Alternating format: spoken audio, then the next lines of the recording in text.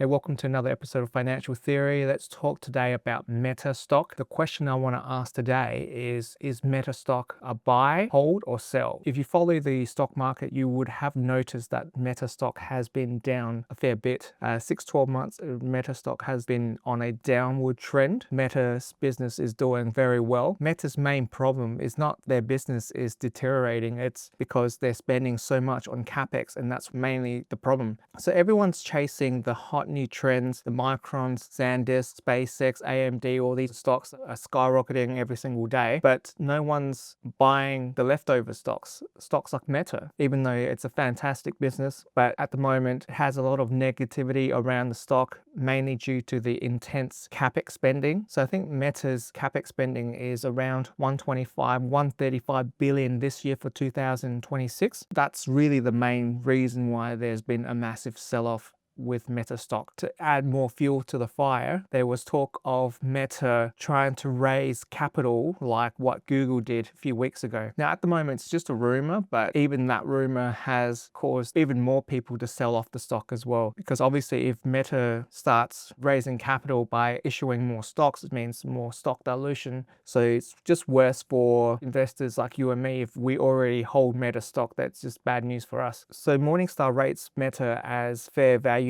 of around $850 per share, calling it moderately undervalued. And at the moment, Meta is objectively cheaper than its historical value, trading at roughly 19 to 21 times forward earnings compared to its 5-year median price to earnings ratio of 26. Now, while this presents as a discount, the broader market remains divided due to surging AI capital expenditures. So here's the case for buying it straightforward. You're paying about 18.5 times forward earnings for a business that's growing revenue at 33% annually. By traditional valuation standards, that should trade at a premium to the market, not a discount. So the counter argument is that 125 billion in annual capex is an extraordinary number even for a company of Meta's scale. And if AI investment doesn't produce proportional advertising yield improvement, margin compression could weigh on the stock for 12 to 18 months. So what is my opinion on Meta stock? Meta's a buy. Meta is a massive buy, because my thesis is that in 3 to 5 years, when the AI infrastructure has been complete, the infrastructure is built, and the hyperscalers, including Meta, stop spending all this insane capex spending, right? In 3 to 5 years, imagine how much Meta is going to surge in 3 to 5 years once the capex spending stops. See, right now, Meta is dirt cheap, not because the business is bad. The business is doing phenomenal. It's just because everyone's just scared of the capex spending. That's it. But in 3 to 5 years, the AI infrastructure would have been built. In 3 to 5 years, they can actually just focus on monetization.